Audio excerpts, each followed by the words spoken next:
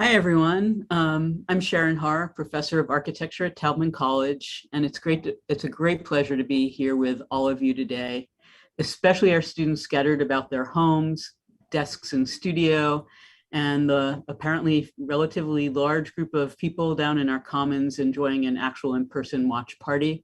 And I'm saying hi to you down there from up here. So before I turn the screen over to Rosa Manzo, a Master of Architecture student here at Taubman College, to introduce tonight's speakers, I want to say a few words about why this presentation and discussion resonates so much with us at the college. In addition to teaching, research, and creative practice around urban placemaking and social infrastructure, and also the work of our burgeoning public design corps that they're engaging with communities across Southeast Michigan, the critical work of our students and faculty that they tackle in the design of housing, research into the roots of houselessness and housing precarity, and equitable development take up increasing space in our curriculum and our work. In this year alone, the System Studio is continuing its 5+ years of collaboration with the City of Detroit's Department of Planning and Development. First-year Master of Architecture students are designing a new vision for collaborative living across an urban block.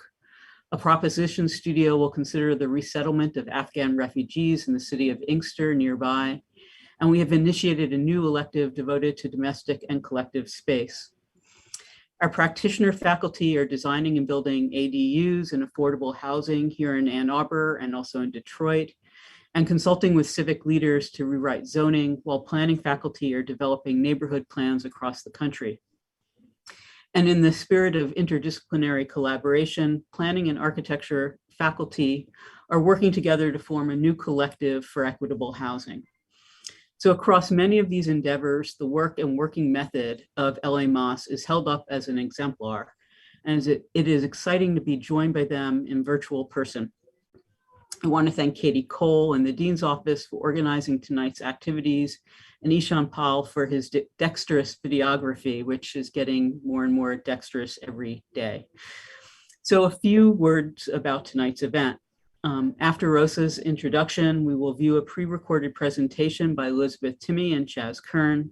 And after that, Elizabeth, Chaz, Rosa, and I will be joined by Associate Professor Ellie Abrons for a panel discussion and a Q&A with the audience.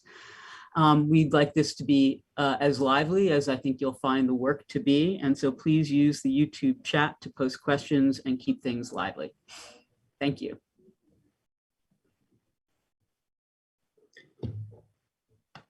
Tonight, we will be hearing from Elizabeth Timme and Chaz Kern, who will be speaking about their collaborative work over the past 5 years, demonstrating that smaller community-scale urban developments can preserve a neighborhood's local identity.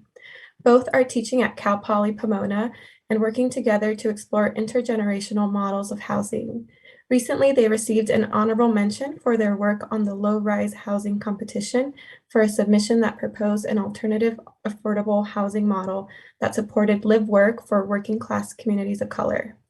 They will be talking with us about their work at LA Moss, where they lead architecture design and the implementation of built projects. LA Moss was established in 2012 as an urban design nonprofit organization. Over the last 8 years, LA Moss has led design-based programs that use architecture and policy to help communities shape their own growth. Across Los Angeles' diverse neighborhoods, they have collaborated with community organizations and local government agencies to execute thoughtful, playful, and contextually designed projects. They will be focusing on unpacking one of their most recent efforts, the Backyard Homes Project, a one-stop shop accessory dwelling unit ADU program in Los Angeles that enables the average homeowner to become a provider of affordable housing. Following the lecture, our guest speakers and I will be joined by Taubman College Housing Studio faculty Sharon Har and Ellie Abrams for a conversation around affordable housing and to field questions from the audience. So again, echoing Sharon, please post your questions in the YouTube chat throughout tonight's event. It is now my pleasure to introduce Elizabeth Timme and Chaz Kern to share more on their work.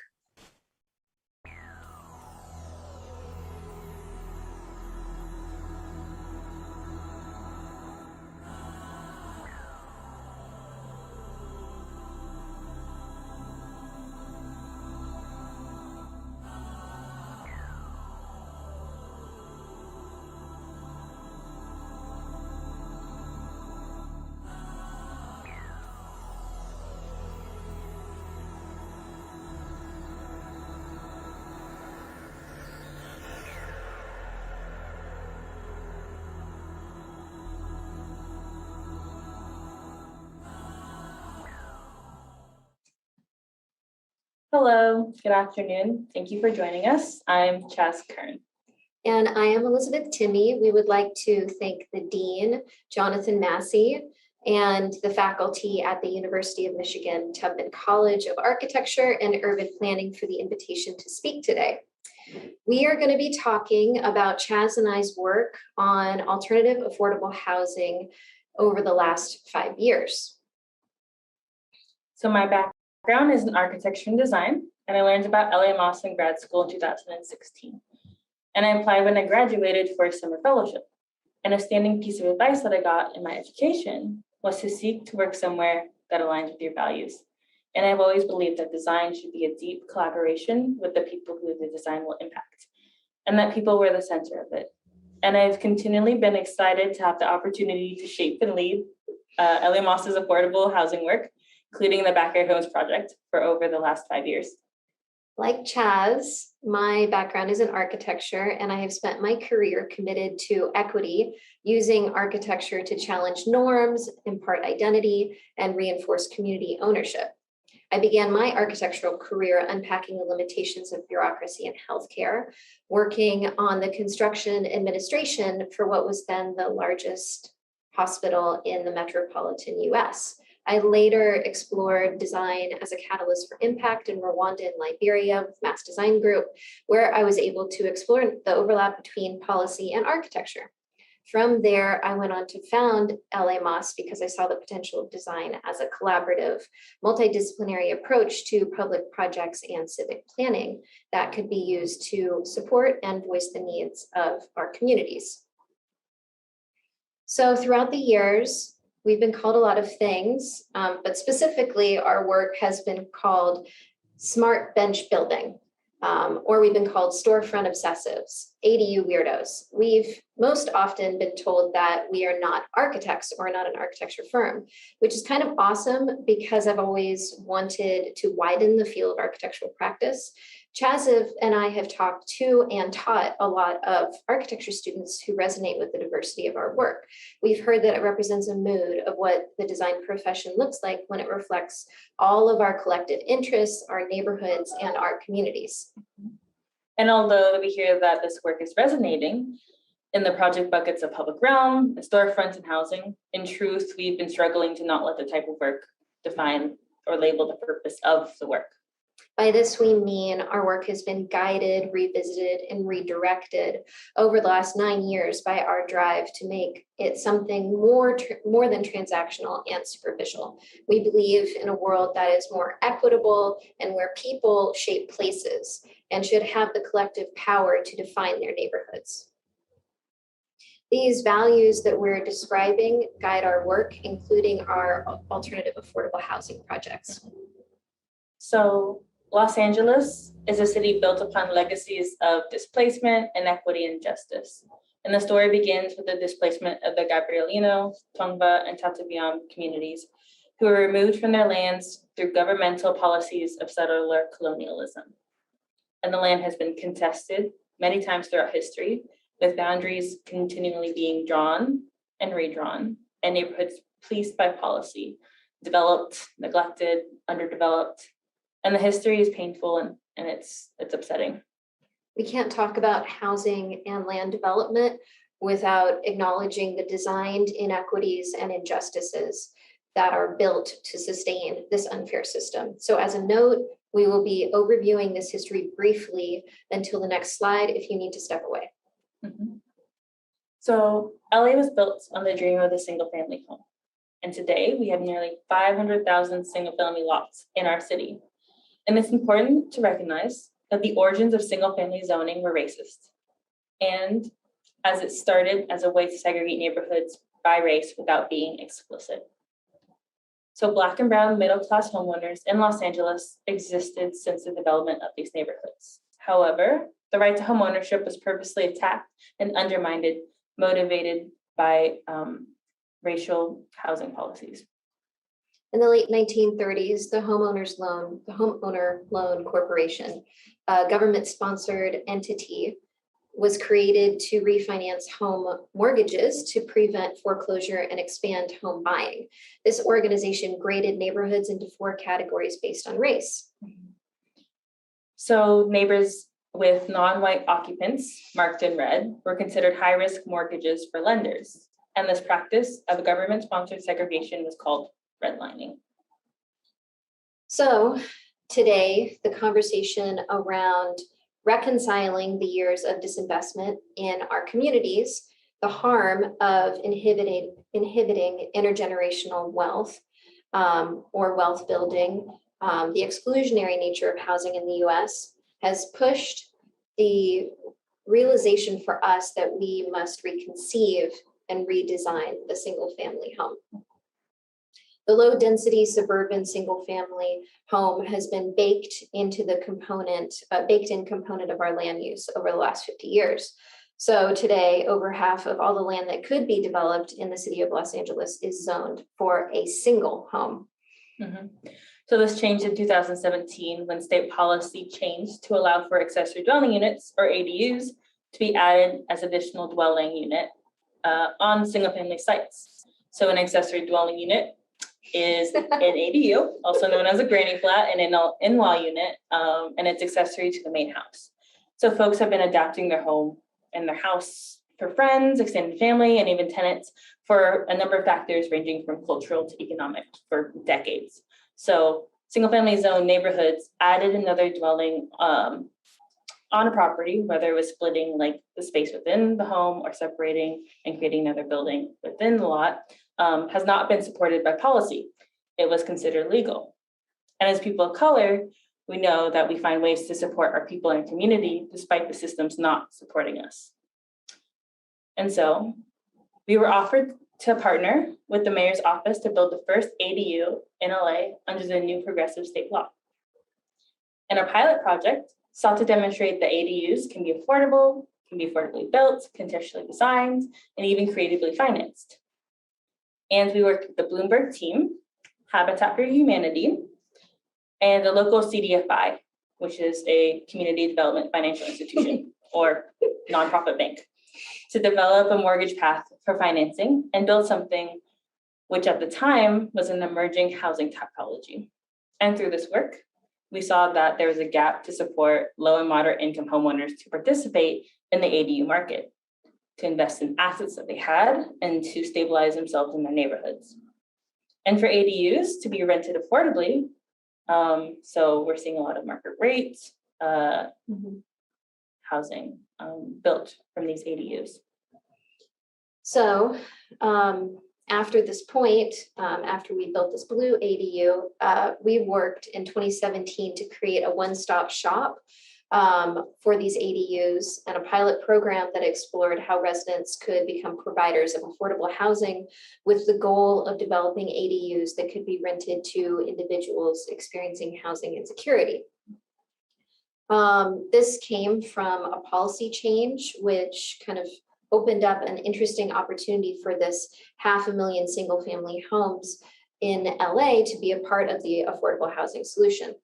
The question for us was kind of what is the potential for ADUs to be a form of alternative affordable housing?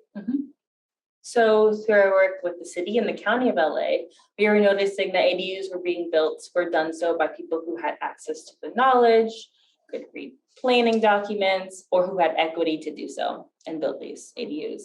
And that people who wanted to build units didn't have access to financing or information as easily. So to shape the project, we conducted a year of research, talking to housing experts and over 100 homeowners and housing and adjacent people. And so to understand what it would take to build an ADU and for it to be a form of affordable housing for homeowners to be supported in this process was where we started. So from this outreach, we heard that homeowners cared a great deal about design and the identity of their homes, while also wanting to support fellow residents being able to stay in their community. But they wanted help through the complete process of design, building, and permitting. They needed support in the ins and outs of being a landlord. They had a very hard time accessing funds for construction because many didn't qualify and there were no loans available to support a homeowner building an ADU. So this is the program we built around all of these voice concerns to guide homeowners through the process of developing an ADU that could be rented affordably. So with us as designers in RNLA, Restore Neighborhoods LA, as the builders, we formed a design build delivery process to allow for the units to be offered at an affordable price with a 1900s Sears catalog vibe. So we pre-designed units with different interior and exterior characteristics for homeowners to select from as they went through the process of designing their ADU with us. We teamed up with financial partners of Self-Help and Genesis LA, who led the development of new financial products for homeowners who couldn't qualify for a home loan, let alone one that would take into account the projected income for a Section 8 rent. We also partnered with two organizations that we are calling the Housing Provider Partners. This means they support housing unstable residents, specifically in this case, Section 8 tenants to find housing. With the support of St. Joseph Center and LA Family Housing, our ADUs are new units for their tenant matching programs. These partners will also train the homeowners on tenant rights, but also know how to be a landlord while monitoring the units over the next 5 years. So we opened up the program in 2017, and we've had nearly 300 applications. Anyone who has a single family home in the city of LA could apply for the program and be a part of the incentive pilot project. And it took over 2 years to develop the program so that homeowners would receive access to a specifically designed financial product, architectural services, permitting support, affordable construction, and leasing support to build and rent their new ADU. And we also worked for over a year in partnership with our contractor partners, so that as a part of the program, we could offer homeowners an upfront construction price point commitment. And some of the invisible labor, but very intensive, was vetting homeowners before they were accepted into the Backyard Homes project. Yes, and for many of our fellow architects, this might sound really crazy and untraditional to vet clients, but for us, it was totally necessary. We had to know from the outset if a homeowner could commit to providing affordable housing, if it was feasible to build on their ADU, and to build on their property, and if they had enough financial resources to participate in the construction of this project. This project. To be clear and explicit on this point, there was no free housing built for homeowners. Also, the mayor's office or the city of LA was not a partner. We developed and created this program in our office as a team with support from these partners. At the time when we developed this program, there was no free money on the table or support for a program like this, and it wasn't mainstream. So homeowners had to make this financial investment to pay for the ADU of the project. There wasn't a precedent also for affordable housing that wasn't a gigantic multi-unit project.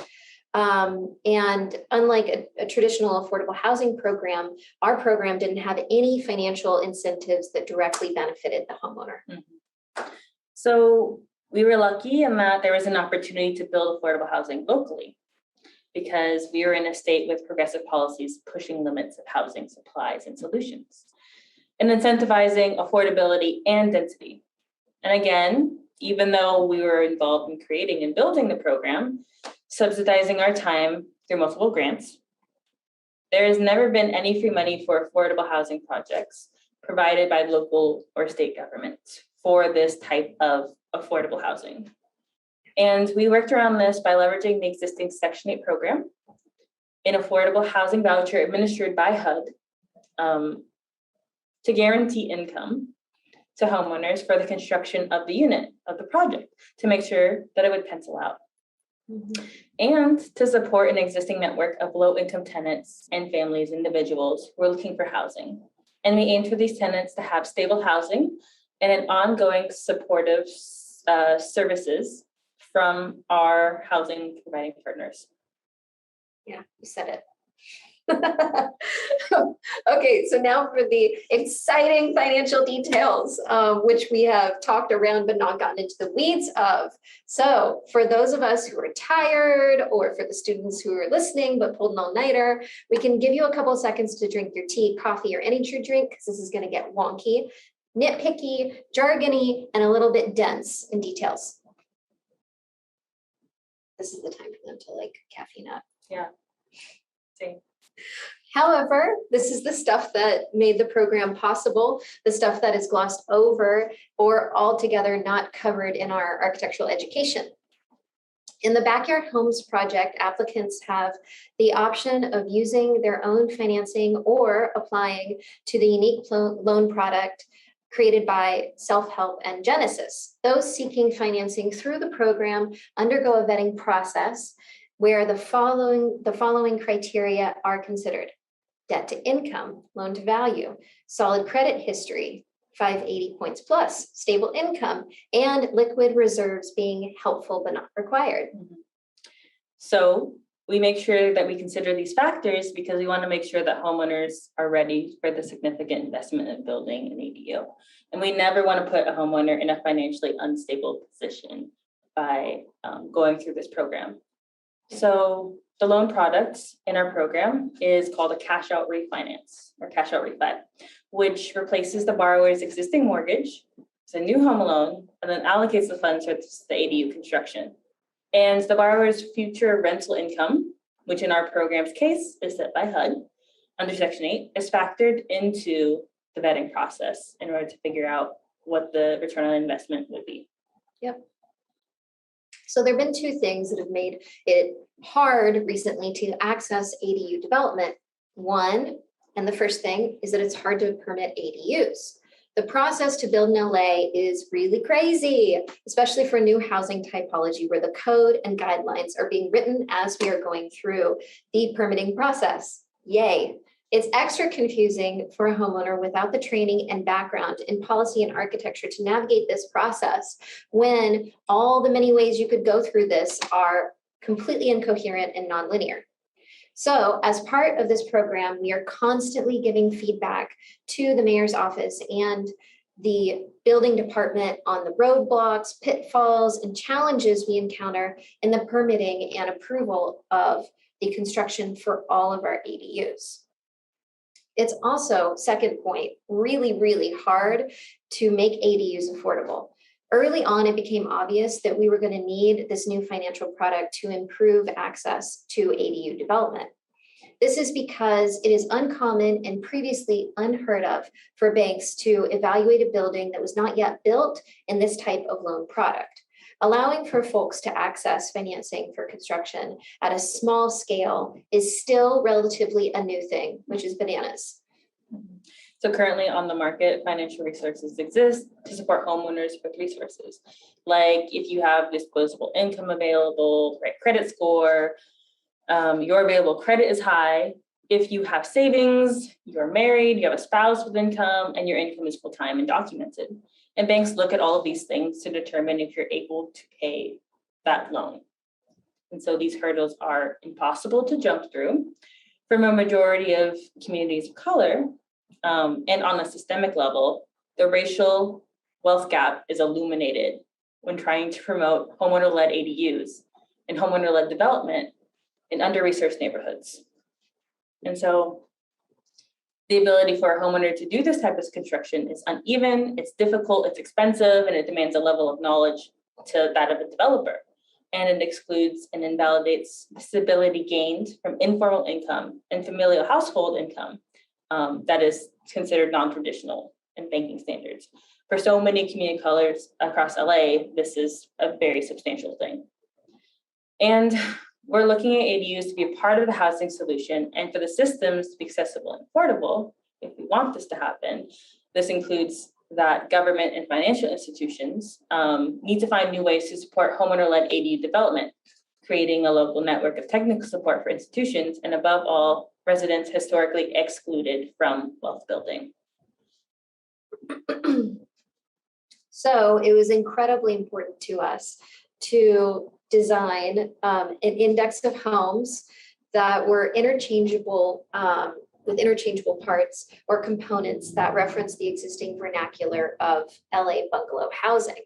In LA, there is so much vibrancy and physical identity that's present in the context, construction, and character of these houses that make up the landscape of our single family homes in communities and neighborhoods throughout the city.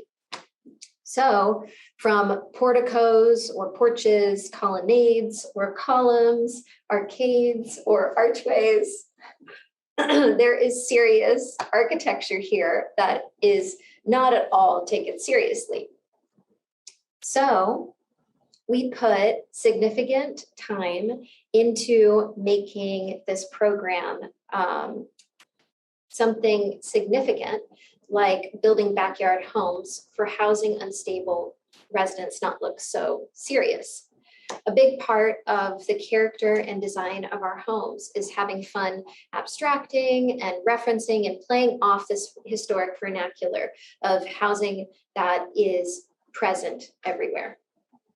Housing that was built when we built more houses than parking spaces, had zoning flexibility, and cared about supporting and encouraging some, but not many, to join a growing number of middle-class families with this tangible resource of stability and economic inclusion.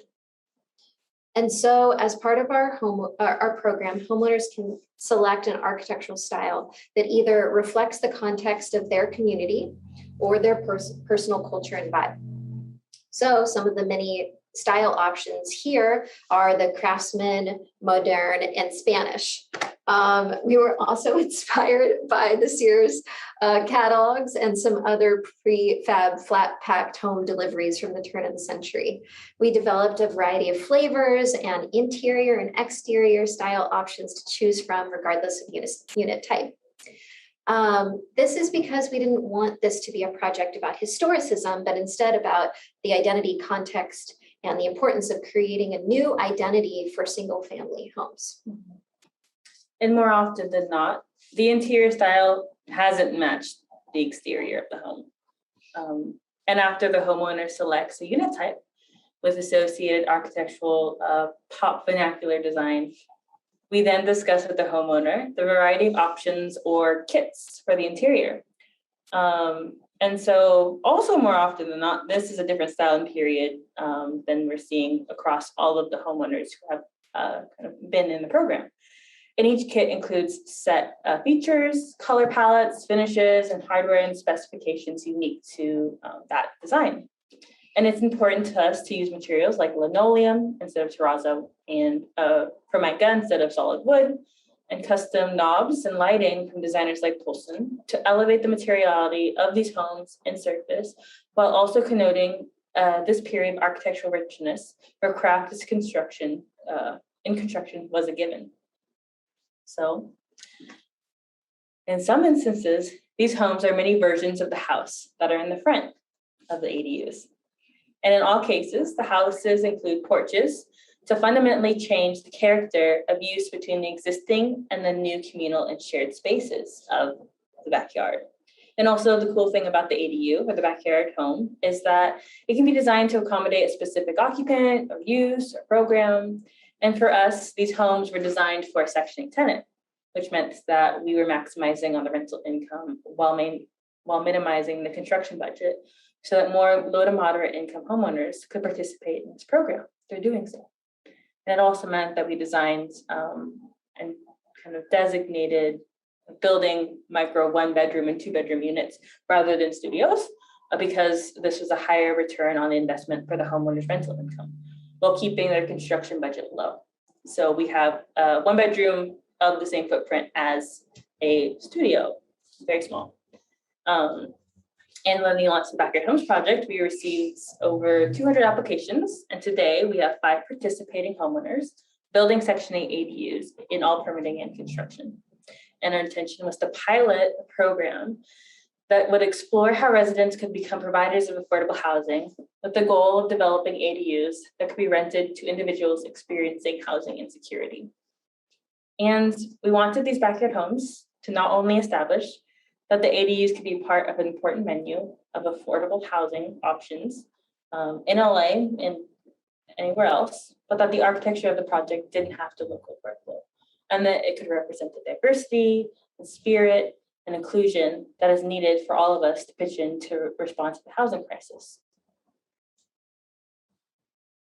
So behind us is the 5 designs for the 5 homeowners that represent the golden opportunity of someone's finances, their site, their comfort with taking on the risk, and their commitment to being a Section 8 landlord, resulting in a 2.5 build rate to the number of homeowners that applied.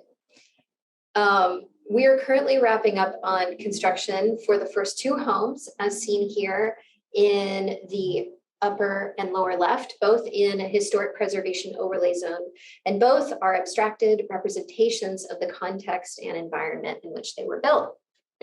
However, due to the nature of this program being a pilot, we are officially closing the backyard homes with the completion of these ADUs next year. But by starting with the question, what would it take for a homeowner to construct an ADU and rent it to a Section 8 voucher holder, we centered strategy over people, meaning that this approach led us to developing a program focused on leveraging a change in land use policy to develop housing that could be used for affordable housing. And this took a lot of time and resources to pilot an alternative, demonstrated scalability, and to have every partner supported in the working program, doing it together. So in hindsight, we questioned why we were missing the mark on not being able to support more low to moderate income homeowners in the program like we intended from the outset, and a few things became very clear to us. Although we were able to offer a new lending program to homeowners working with us, the financial vetting of informal income and multiple member incomes wasn't included or valued in the financial lending system. However, both are foundational for communities of color for financial stability. Also, under the Section 8 requirement of our program, people couldn't rent these ADUs to their family members. So this program offered support to participants, but it didn't give anyone free money towards lowering their overall permitting cost or construction costs. Homeowners without some resources or some means couldn't really actually be included in this program we created. And it was really serendipitous when you're invited to participate in the pilot program by the mayor's office in the city of LA for their pre-approved standard plans. And we took the opportunity to partner with Mighty Buildings, which is a home builder that 3D prints prefabricated homes. And for us, we got the chance to embed the learning lessons from our Backyard Homes project into a new construction method to expedite the development process, while also including vernacular elements like trim and siding into the 3D printing process without actually adding any cost to it. And so focusing on the architecture piece of the whole kind of components of the Backyard Homes project, it allowed us to dig into the topic of affordability and fast construction methods through this kind of approach that we took with this partnership. And we got really into the idea of modular mannerism and the idea that we could take these contextual components and embed them into panels, which could be pre-made and shipped to the site. Plus the idea that these elements and details wouldn't add construction costs was a huge, huge plus. But be built into the fabrication of the unit was in line with our values because it elevated design into an affordable housing program. So here is our Spanish modern designed with 3D printed prefabricated wall sections to be assembled on site by a contractor. We were given the opportunity to analyze this challenge of an expensive permitting process and instead make it streamlined, improve the development, and give the city of LA feedback on how the standard plan project could be a way to reduce bureaucracy, which was adding cost to these homeowners. We knew from our experience vetting over 200 homeowners that our Backyard Homes project was there are no two sites that are actually really alike, and that cutting some of this red tape required to permit an ADU could translate in making our homes more affordable to local residents. However, we found that although part of the program could be bolstered with the help of these kind of complementary incentives like this, we could not build these homes at a price point that could be affordable enough for homeowners that have been historically disenfranchised from wealth building to participate in this new model of legal home development. So for us, we knew that achieving this goal would take more of an incremental approach. And so we needed that money, we needed those subsidies, we needed forgivable loans, because otherwise no ADU program we could have ever created was capable of being successful in engaging those kind of low to moderate income homeowners. Otherwise we'd be undermining their financial stability. And in the past year, we've been thinking a lot about our program, who is benefiting, and the impact of it also, which is a central core issue of conversation that we were having in the office parallel to the Backyard Homes work. And in creating the program, we made a misstep by investing in the capitalistic oriented assumption that building the capacity of a person in privilege would result in the benefit to an individual experiencing life and housing insecurity due to structural inequalities. Also, in our efforts to innovate on so many criteria within the Backyard Homes project, we were not capable or intentional enough about the priorities of the program that we were developing and running. So if we believe that centering the most marginalized voices is necessary to achieve a more equitable world, and that people define places, as we mentioned, and should have the collective power to shape their neighborhoods, the next alternative affordable housing program we are going to work on and build needs to start with understanding where the wealth, assets, and strengths of the community come from before the strategy is set. So thank you. Thanks.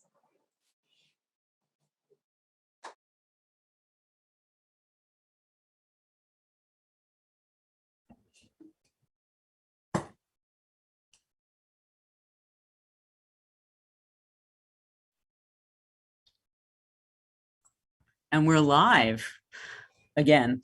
And apparently we're told very lively down there in the comments. So I hope someone's taking some photos down there for us. I've been taking some screenshots.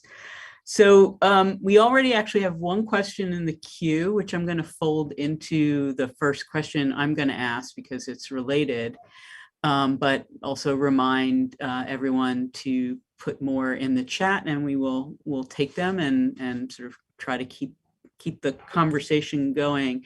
But my first question had to do with the idea of, like, not just your thoughts about the transformation of the project and your sort of critique of it, which I really greatly appreciate, but the ideas about how you might or maybe might not go about scaling it up, whether that's on your agenda. So the question that was asked by the audience member is, of course, how are the new California laws, they're SB 8, 9, and 10, for those of you who are not who are very knowledgeable about this, change or scale up your strategy, partners, or process? And that was the question from the audience, but sort of tacked onto that is my question, which is, if the single project-based approach that is embedded in the idea of the ADUs is not enough to offer long-term solutions to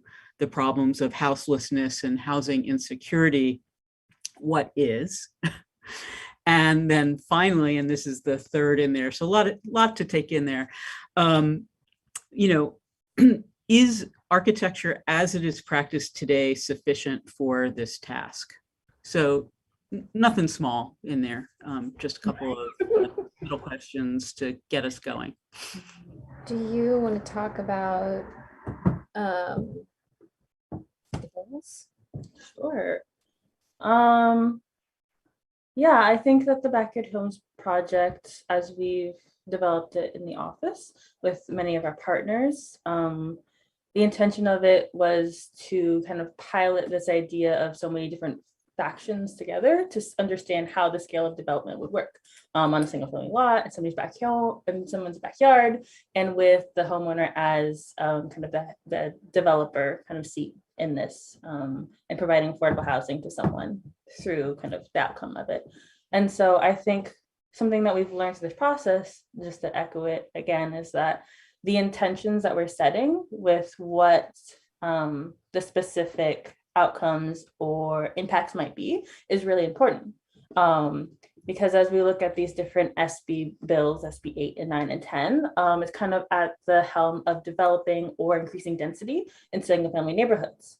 And I'm not super familiar with the specifications of each one of these bills, but something that has remained as kind of a trend as we look at these different sort of policy changes is that if it's not explicitly equity based, then it's developing housing that won't necessarily end up affordable, but that the benefactors of this density will be those who have traditionally benefited from that sort of system.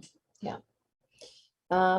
So to speak to the idea of scalability, when we first got into this nonprofit work, there was a lot of conversations from funders who wanted to invest or support organizations that had scalability. And that becomes a very important thing when you're working at the nonprofit level, but also as architects, we talk about scalability and systems in a lot of different ways. And it's seen as the hallmark of a truly successful project.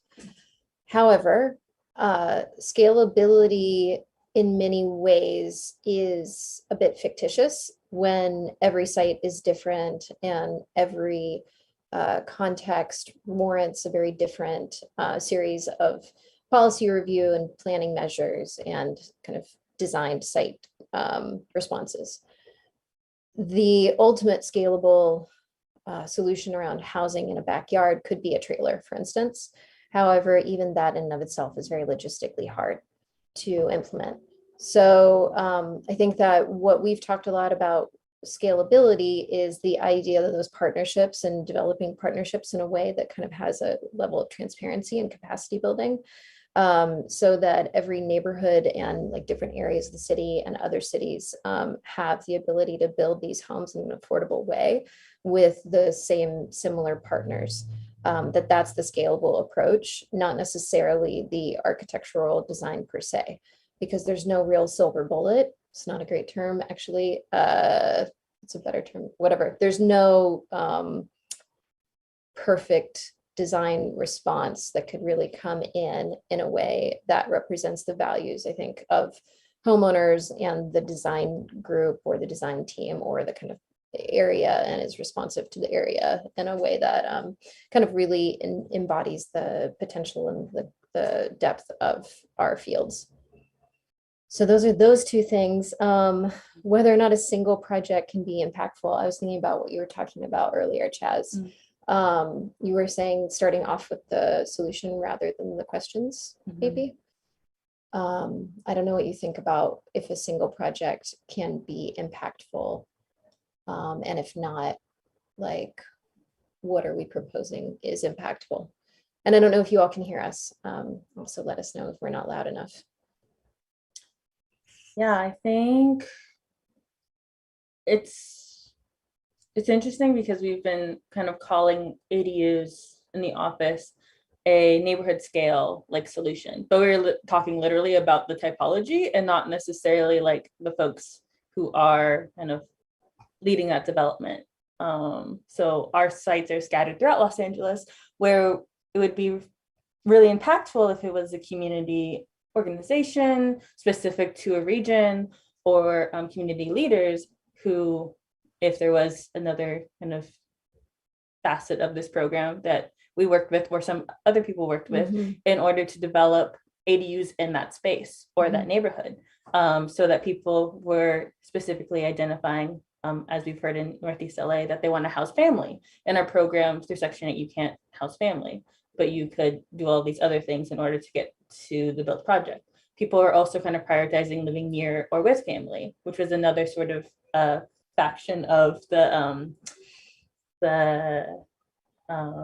like the needs. Yeah, people we were hearing Yeah. from as part of our outreach to do the ADU. Yeah, so like an example of an ADU program that had taken learning lessons from this one is the city of Oakland. And so they were able to kind of be very explicit that their program is equity based. It's for a specific demographic, it has specific community partners, and the impact is going to be equitable towards wealth building of disenfranchised communities in and around Oakland. So that's an example of someone, an organization that took some of those things around understanding how that policy could work better for them, rather than the built project being the ideal like purpose of what was happening. Great. I think the question that I have, I think relates to this idea, because I was hoping you could talk a little bit about community and the way in which you define community, but also I'm very aware that community organizing is not something that I think most of us learn in school. And so it seems like I would imagine, done a lot of work to educate yourselves and to kind of understand what it means to organize in communities, to engage communities, to work within communities. And I wondered if you could maybe share with us kind of what that learning process was like and who you turned to for mentorship and guidance in that way, and also what maybe some guiding principles are for you when you work in communities and you want to ensure that you're doing that in a kind of ethical and equitable way. A tough question. Yeah. I'm looking at you. I know. I think I liked what you said when you were speaking to a class like last week when you talked about the different sort of ways that you live outside of community. Oh yeah. But one thing to note with this program is that when we were doing the outreach for the Backyard Homes Project and understanding what some of the key benefits or things that people would be able to gain from participating in this program, we spoke with, as we said, like over 100 homeowners and different sort of realtors and financial institutions and everything like that to understand what would it take for somebody to build an ADU in their backyard and rent it affordably. And by starting with that question at such a large scale across all of Los Angeles, the people who were showing up were the ones that were interested in building, but maybe not the people who needed to be in that room. And so when we think about community engagement and we think about the people who are able to, during work hours, after work hours, show up into a specific location, talk about certain impacts that they would like to have, see, and participate in, it excludes kind of an amount of people who might not have access to those spaces. And so as we were developing those programs, we were speaking to this community that we were building, but not acknowledging this one that was excluded in it. Yeah,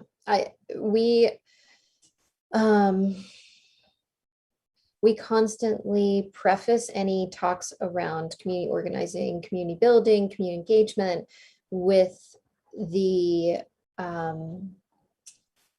limitations of our expertise, which are huge.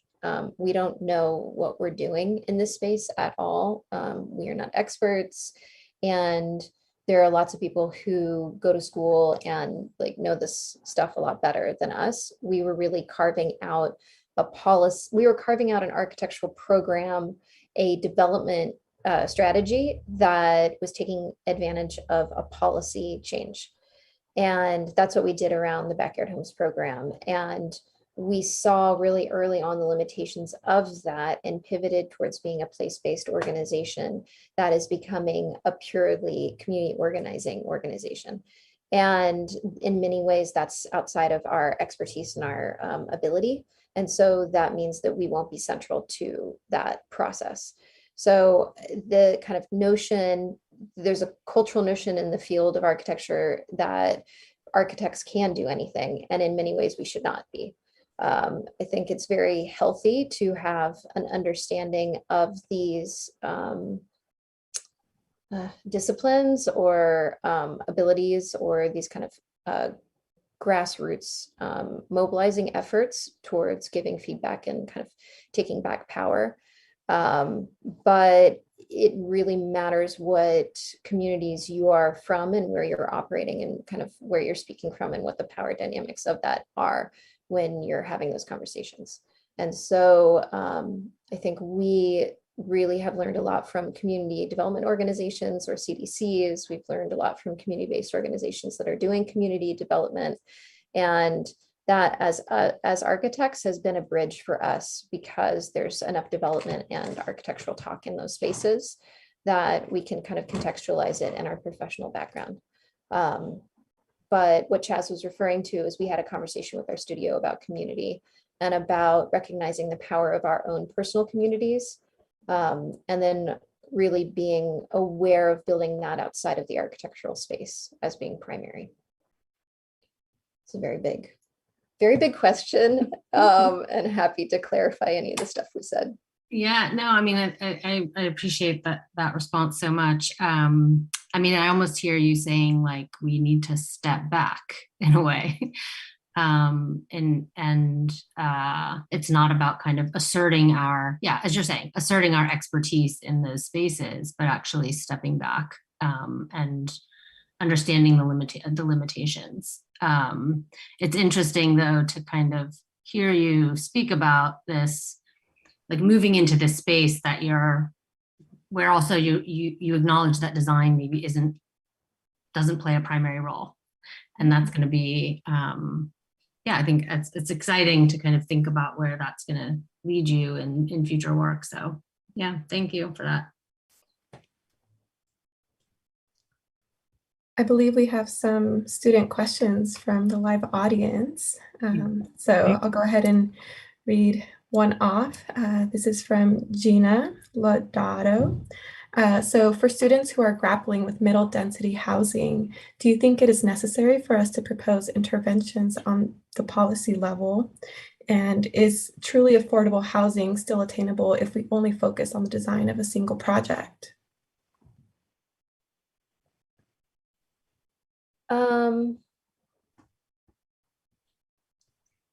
That's another big question. That's a really good question, Gina. What do you think about I have thoughts about the single family, if you can be affordable within a single family context. Okay. I don't know I don't know about policy, because policy I think the challenge, and we talked about this a lot in the office, is that like policy usually reflects the people who are in the room giving feedback. Mm-hmm. And so communities of color traditionally don't inform policy because they aren't brought to the table. And so we have really unhealthy land use conditions where there's kind of a dynamic use happening in different like residential zones that isn't captured and isn't kind of quote unquote legal. Mm-hmm. And so a lot of the housing is also an example of that in terms of any of us can go and permit as a set of drawings or a housing project. Mm-hmm. Doesn't necessarily reflect the kind of healthy dynamic ways in which residential communities and residential neighborhoods are actually using those built environments. Mm-hmm. So I mean, I think I don't know.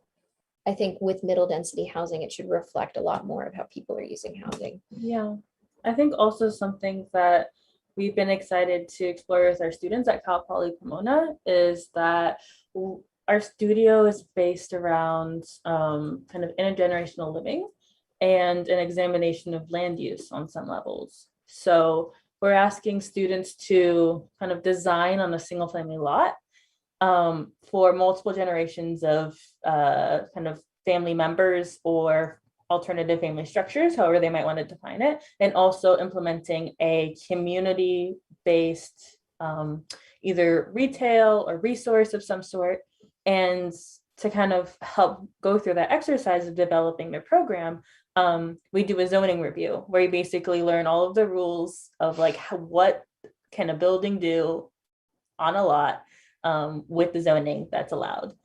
And after learning all of that painful stuff, we asked them to ignore it, which is hard because when you're conditioned and also like rewarded for following rules and told that you can break the rules, you still are just like, can I do this? It's a brutal day in studio. Yeah. So after kind of that emotional exercise, students are working in groups to reimagine land use or uses on single family neighborhoods and embedding first their values and priorities when thinking about redrafting a community plan after first looking at what a community plan looks like.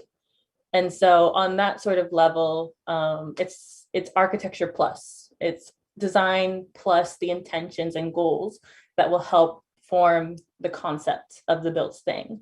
Because they're first looking at how do people use the space, like Elizabeth was saying, how can alternative family structures be supported through design when we first look at building the base of understanding the community priorities and assets. And it's far from perfect of how we're teaching it because ideally we would love to have this open up with community members in the neighborhoods that we're working with. But as it was said, we aren't community organizing, community development experts. So we don't know how to do that without harming people, including our students or the folks that we're asking and extracting information from. And so we need to acknowledge that we're going to be doing it in a way that's alternative from how we've done it in school, which is just a tiny bit. We think it's a tiny bit better than how we might have learned about it, but it's far from the thing that we should be doing in order to be authentic about listening and understanding priorities. I was trying to find the Coretta Scott King, was it the DC occupation at the DC Lincoln, what was it? I'm butchering this precedent. But I think this was in the mid 60s. There was like a temporary housing, temporary shelter occupation of like an area in Washington, DC, and I should know this before I start talking about it. But we talked a lot, like in LA, there's been different fights. So in many cities throughout the US, there's been different fights over public space and who is it for and who has a right to it and what can you do on it. And it's really genuinely productive for architects to be a part of that conversation and be talking about taking back space that has previously been considered as a single use, whether it be parks or spaces adjacent to sidewalks or parking lots. All of that stuff needs to be where we meet people who are unhoused. And so how we talk about the resolution of that is really important and really essential. And it's a really exciting place for the architectural profession to start growing into in being a facilitator for alternatives. Architects don't need to write policy. Architects don't need to be organizers. If any of us want to, awesome, but there's a lot to contribute around creating tangible, real, visceral, like tactile solutions for how we start kind of providing housing as a basic human right. And so whether or not it's a single project, whether or not it's a kind of temporary installation, or whether or not it's an actual built form project, all of those projects talk about human rights, or they have the potential to. And anything can be affordable. It's really just what the pretext is and who the players are and who it's built for and by.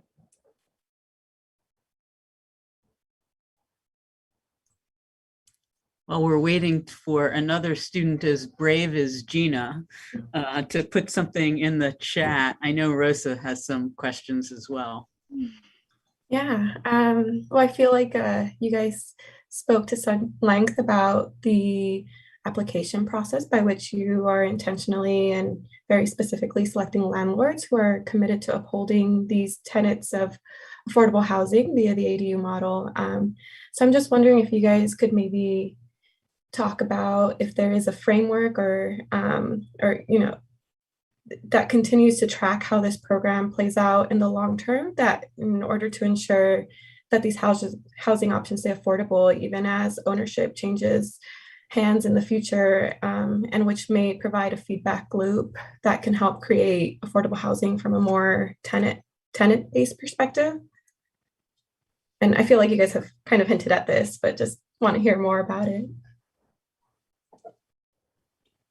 Sure, I'll You start. want me- No, you can tell me to start. No, I can start. I feel like you're gonna be really good at filling in all of the things that I'm going to glaze No, over. you're going to be really good at it. Oh, thank you. Okay, so one of the main things is that we have a housing provider partners.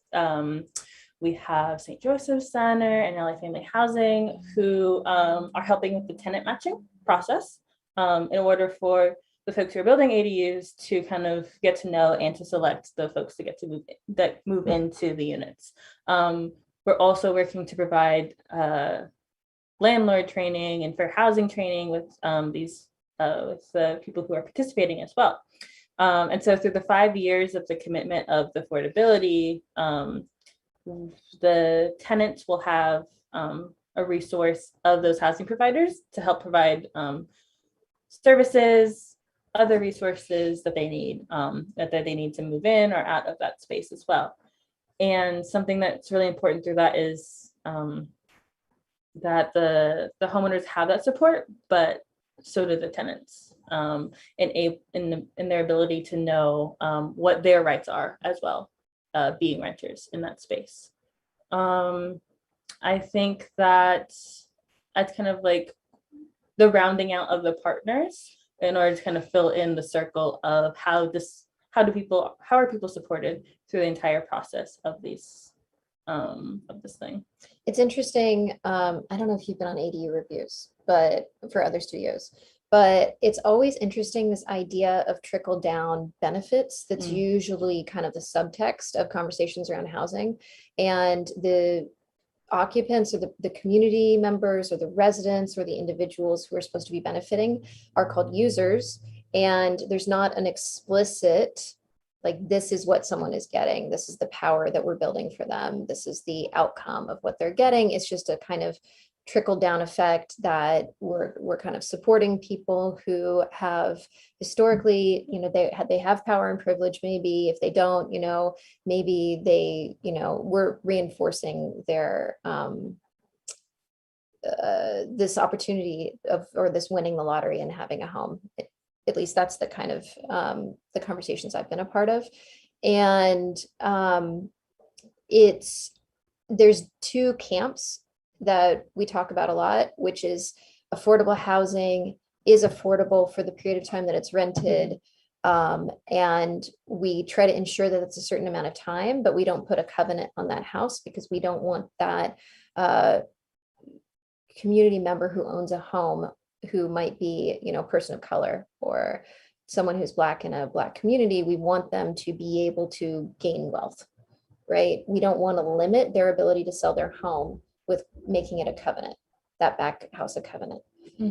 That's one hand, but then there's another conversation around housing covenants and really trying to control and cap so that there's always affordable housing units that are at a certain baseline in a community. And I don't know if you have a position. I don't have a position because it changes every day. Like today I feel like housing covenants are awesome and we should just build enough housing to have enough affordable housing units. But also, why can't, people like gain wealth if capitalism is probably here to stay for a very long time? So whether, Rosa, really awesome question, and that there's no way to really, for me personally, to answer that with clarity. And all we're going to be doing is practicing through it and trying to support individuals through having access to more types of affordable housing options. Yeah, and with the Section 8 kind of wait list and the amount of people who have to return vouchers every year, the 5 units is not a dent at all in that system.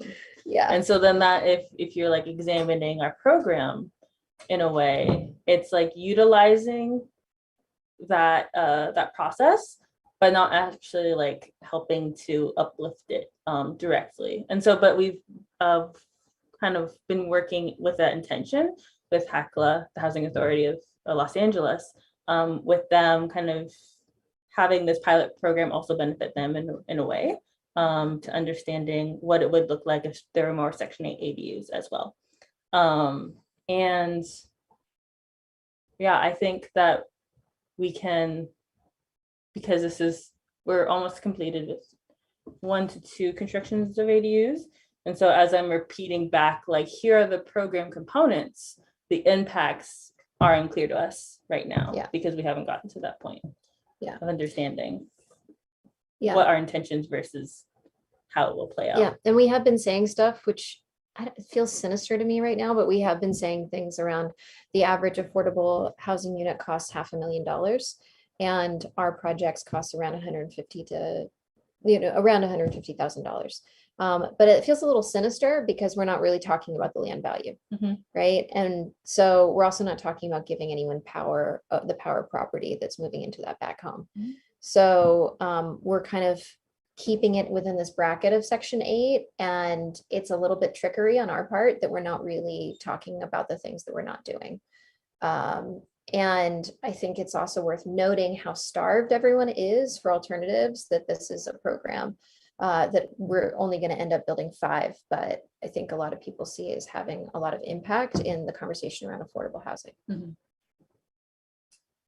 I think some of that impact is because it can be thought of as a model for other communities. And I think, you know, having done a little bit of, or knowing a bit about our own community here in Southeastern Michigan, which is nothing like the kind of climate in Los Angeles, there are many aspects of the program that maybe could have different impact. Maybe, I'm not saying better or worse, I'm just saying, like, as a kind of model, I think it'll be interesting to see the way in which other communities adapt it. So as a kind of pilot program, I think the impact is, you know, potentially like huge, but maybe still to be seen because it's pretty new, right?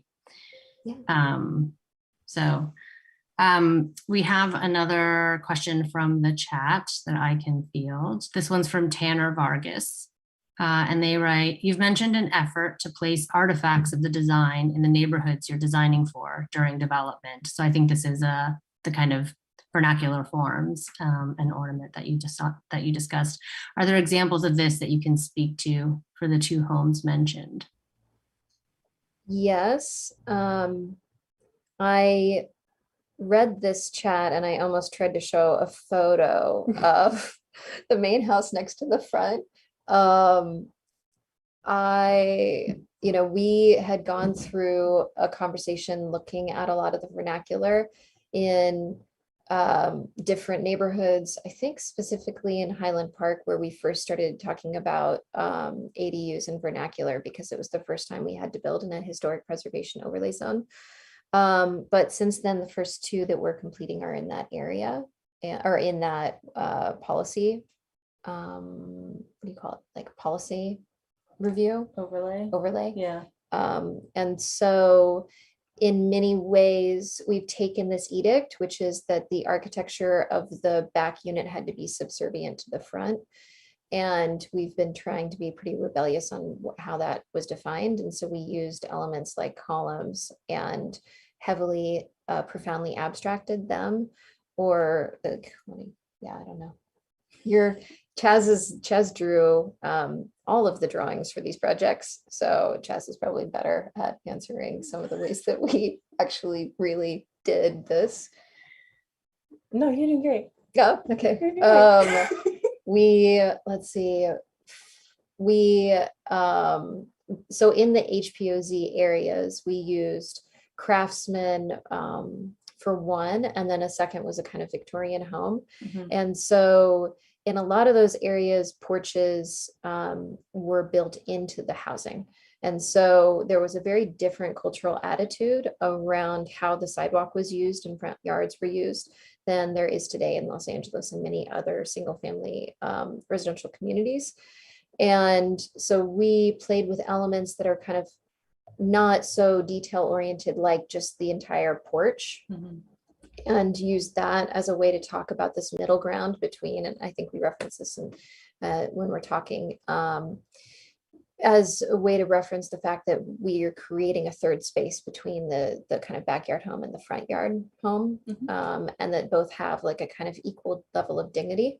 But there's a lot of really really amazing amount of detail and craft in a lot of the bungalow housing in Los Angeles that isn't necessarily something that is kind of scalable or producible today.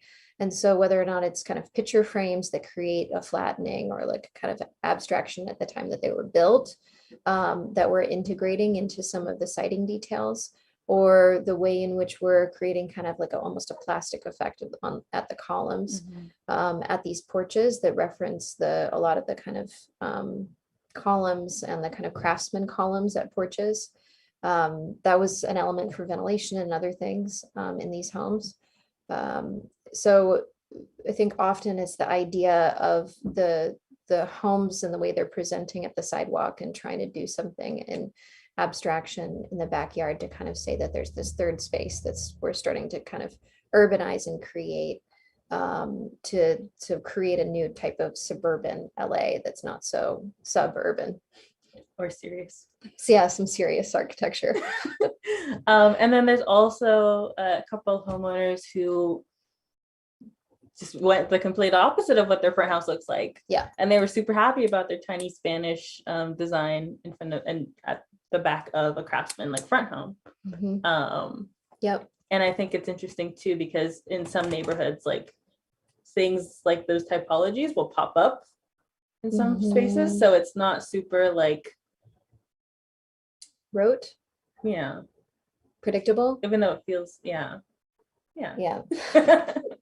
Yeah, we, had driven around and talked about and looked at a lot of backyard homes that were pre-existing to the 1950s zoning code, and seen that there was a lot of diversity in the language of the housing, and that it didn't always, these bungalow houses or kind of carriage houses didn't always match the front house in their style and the period that they were built.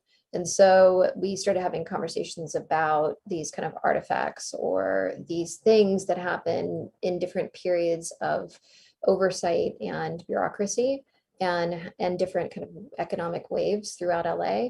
And that these kind of craft artifacts had real kind of identity and resonance in the project that we wanted to kind of capture and have be a part of the architectural response.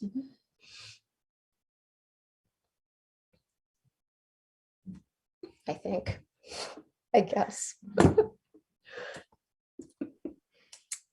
Ellie, do you want to chime in with another question or take one from the chat? I think Ellen's question somewhat overlays with the one. Yeah, I could kind of combine that with my question. So a question from Ellen Taub. Are you exploring design strategies to deploy the lessons learned in navigating the process, construction? Is there a way to share knowledge beyond building itself within our field? And I had maybe a more like basic question, which was just that I know that you've tried different ways to reduce the cost of construction.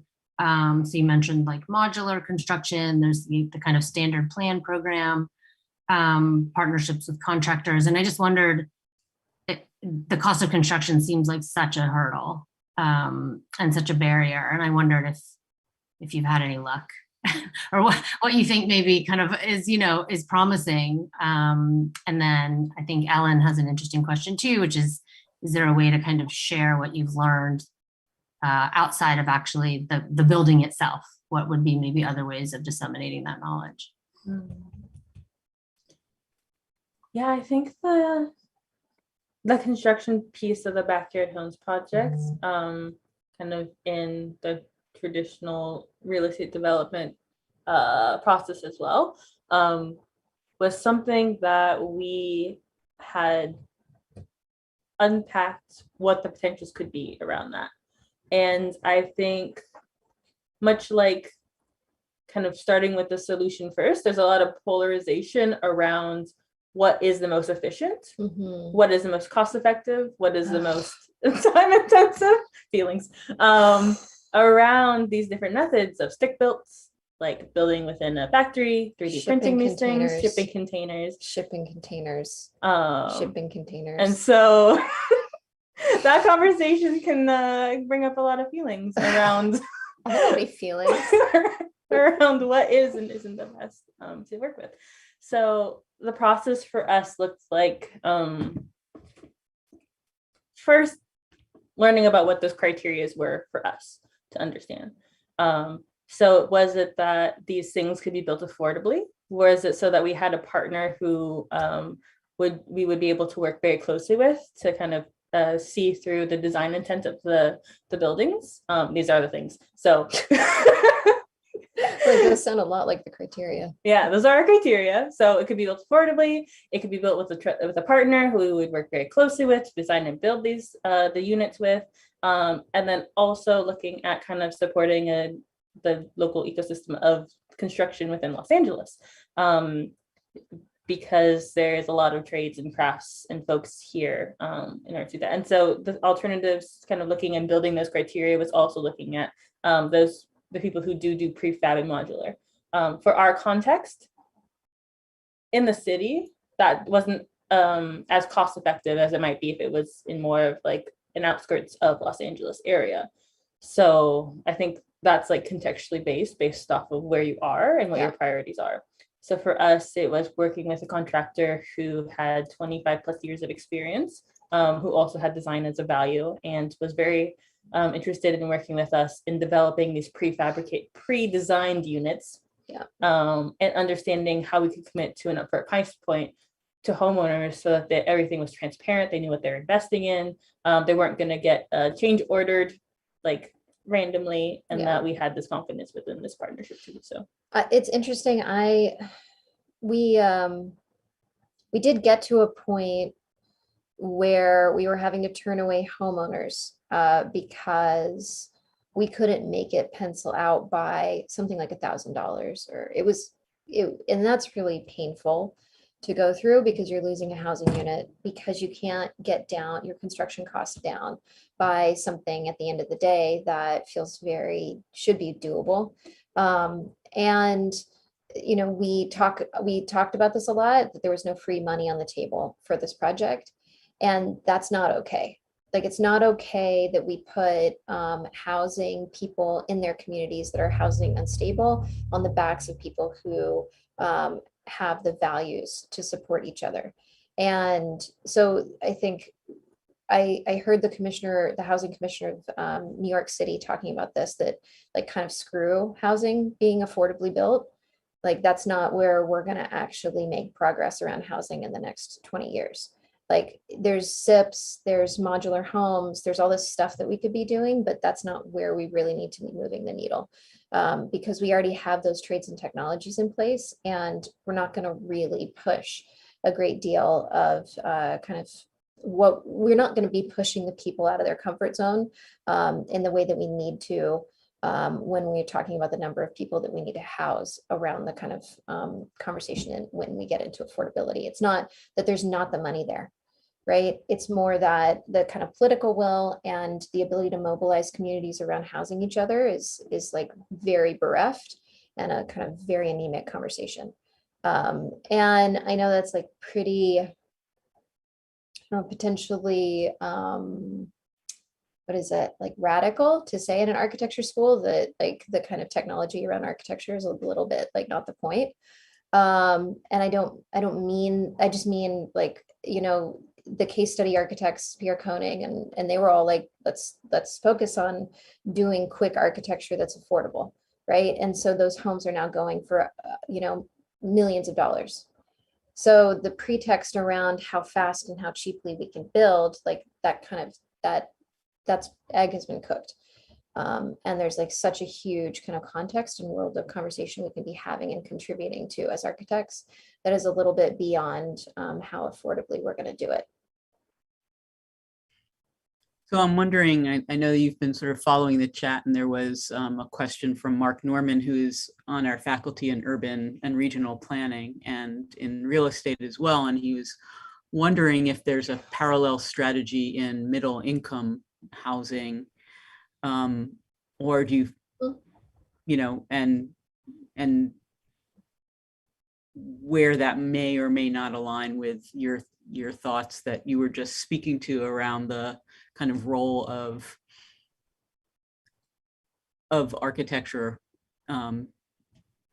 well, the architectural technology, how far we can actually push that, or is it in the end the same problem? I'm thinking about the Ross program and the first time home buyer stuff. Yeah. So Chaz and I we started kind of learning more about housing development, and we got into something called what is the Ross program for minority? Yes, I don't it's a remember. Ross Minority Program for Real Estate at USC, which is like they have it during the summer term, and it's kind of post-professionals kind of learning about real estate from many different sort of backgrounds that might not be real estate, like, or be real estate adjacent. Which was super cool because we were working with a lot of people from, like I work with someone from FDIC. We were working with other CDC and kind of community development individuals that wanted to be able to take development into their own hands. And the group that I partnered with, we worked on first-time home buyer, like a model for development around first-time home buyership for kind of workforce housing, right? So middle income workforce housing, they're kind of like, it's interesting because we now live in a world where we call that kind of affordable housing because we do such a terrible job building for like middle income people. So workforce housing is something that, and like developing a program around how we take all the little different crumbs, so to speak, that can additively make a huge impact in lowering the kind of barrier towards entering the kind of homeowner socioeconomic income status is something that we were kind of really excited and interested in, and creating a capital stack for a development project that could take in all of those different incentives around home buyership to reduce that income, or to reduce that cost for the down payment for a homeowner. So there's a lot of things that can be done economically that are pretty interesting around home ownership that just aren't being done. Yeah, there was someone who had presented at the Ross program from Urban Pacific, and they also talked about workforce housing, where it was looking at like serving incomes at the 80 to 100, like 20% moderate income level.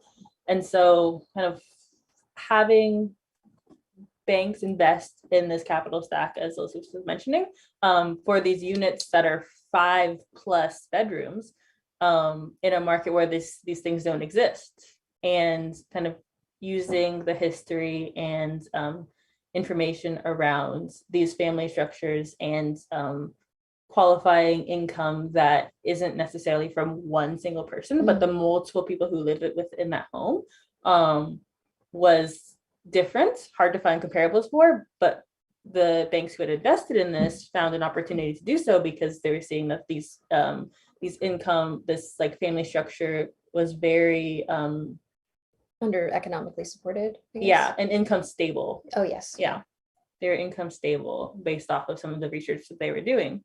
And even though like the traditional investment that the financial institution got back wasn't as high as maybe a different sort of thing that they could have financially invested into, it was still something that was seen as significant because it had those kind of piloted or innovative things around it.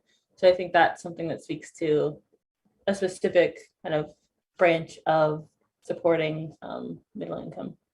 Yeah, it's a really, thank you for the question. It's really something that I think we'd be excited to get into more.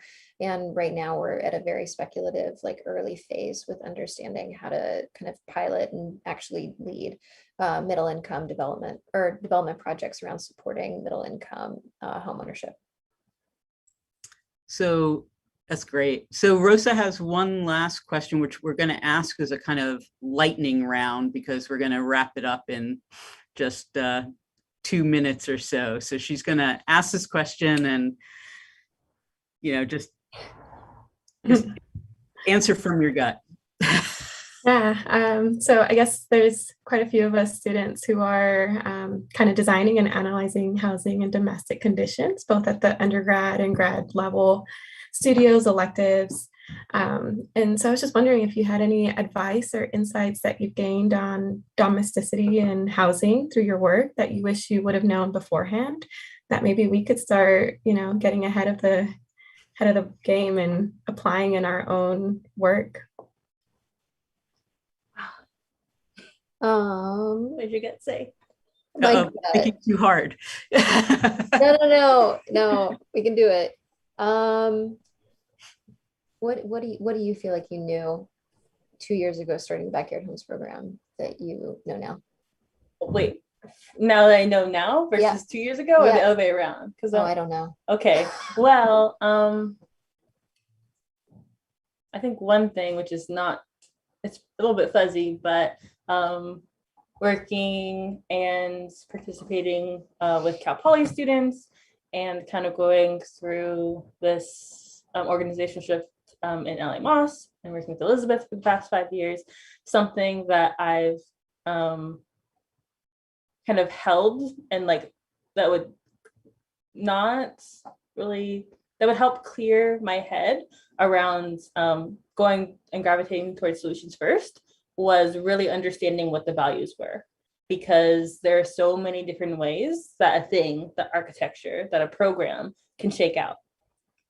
But if you don't have that guiding North Star or that foundation, then it's really hard for the impact to meet the intention. And it's really hard to do. If you would ask me like 3 years ago and you're like, what are your values and how does it guide your work? I'd be like, I can't verbalize that. I don't know what that question means. So it's a lot of practice to get and work through it and continue practicing it. Where there's a lot of questioning that happens around, like, if you're doing a duplex and you want to understand like what are the benefits to its impact towards like a family who might move in, then the questions you open up the avenue for more questions instead of you trying to be able to answer the questions. Yeah. And I really appreciate it how you set the tone for that. I attended an enterprise and a talk by enterprise community partners, and they were talking about how they're changing how they do affordable housing, and that they're doing a practice of having a kind of mission statement for the project, which is very similar to how architecture is taught to us, which is the idea that we have a partie or kind of guiding principle that we're all working around. And many times we kind of subjugate the values of whom we are building space for, and we kind of put the tectonic or the kind of architectural strategy in that partie. And in my experience doing this work is that having instead like a real kind of value in that partie as a driving force that is bringing together all the partners, to Chaz's point, that comes from not a solution, but like a real kind of curiosity around where there's an unmet need or where there's a call to action, that value represents the kind of spirit of the project as a collective endeavor, is really, really helpful, because it's really hard to do something differently. And it's really hard to understand if you're doing it well and if you're meeting the aims that you're all kind of sacrificing so much to be able to get a project done for. So I think I really appreciate, Chaz, how you frame that, because I think similarly understanding and being really explicit about the kind of values of your work is really incredibly important. And it's something we talk around in the kind of professional discipline of architecture. And I think we could benefit from kind of investing in doing it more. That's great. Thank you. Thanks. So I want to thank everyone for their time and their willingness to engage us in this 2.5D space, and for the questions from the audience and those, and Ellie and Rosa, but most especially Elizabeth and Chaz. It's been a really terrific hour and a half of thinking through work and thinking it forward as well, which is for me the most exciting part. So we'll let everyone go to dinner and back to work, and that's about it. Thank you so much. Thank you. Thank Yeah. you, Elizabeth. Thanks, Chaz. Yes, thank you, Ellie.